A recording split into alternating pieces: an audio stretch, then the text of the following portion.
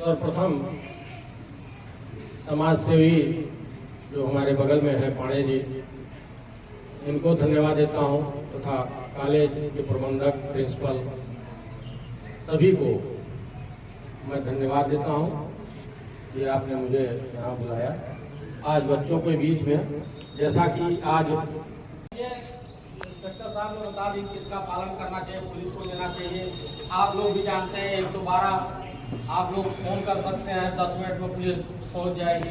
थाने का नंबर है, सभी का नंबर डिस्प्ले है, तो इसके लिए ये व्यवस्थाएं बनाई गई है। तो ये अवेयरनेस, जागरूकता फैलाने का काम आप ही लोग करेंगे। जैसे हमारे समाज सेवी पाणे जी हैं, ये हर जगह जा जाके तमाम चीजें, ये इनका पेपर में भी आता है, ये ज्ञापन भी देते रहते हैं, लोगों के साथ जाते हैं, जो क्षेत्रों में कोई बुराई होती है उसको देखते हैं, उसके लिए भी उठाते हैं।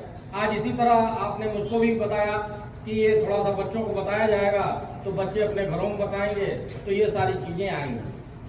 आप लोग भी जाते होंगे पढ़, कुछ नहीं, सब अगले बगल के हैं, उनको कोई नहीं बताएगा कि साहब इसकी शोहरत आम ठीक नहीं है उस व्यक्ति की, तो बाकी चीजें हम लोग कर लेंगे। हम लोग बुलाएंगे, 2-4 बार पूछेंगे, छोड़ेंगे, फिर बुलाएंगे कि नहीं भाई तुम्हारे अंदर कुछ कमी तो है।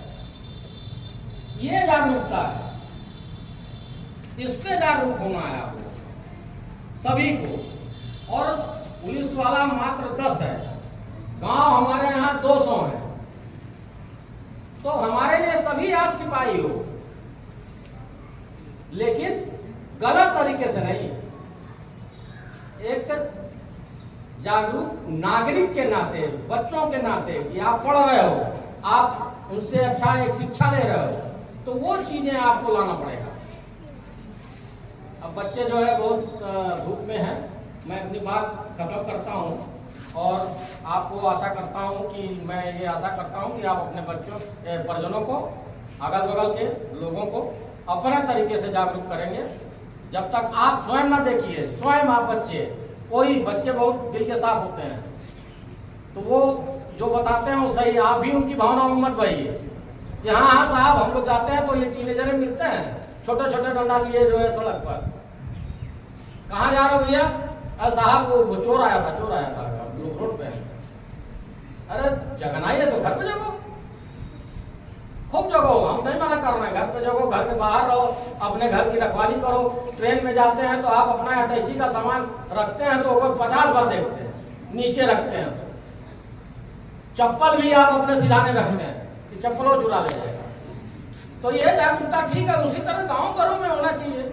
ये क्या है कि चोर आया, फलाने हो गया, ड्रोन मार गया, ये सब मतलब अफवाह शुरू हुई, वो धीरे धीरे खत्म भी होगी। लेकिन फिलहाल जो पुलिस का काम था, हम लोग बट गए, जो हमको काम करना चाहिए उस पर नहीं ध्यान दिया। हमको वाकई जो चोरी हुई है हम उस पर समय नहीं दे पाए। क्यों? इसलिए कि ये अफवाहों को समाप्त किया जाए कि असली चोरी हम लोग खोल ही नहीं पा रहे हैं, उस पर समय दे ही नहीं पा रहे हैं। तो इसलिए आप बच्चों को रुके, हम लोग की बात सुने, और तब से पाणे जी भी आप लोगों को बहुत शिक्षा दिए हैं। मैं अपनी वाणी यहीं पे समाप्त करता हूँ। धन्यवाद।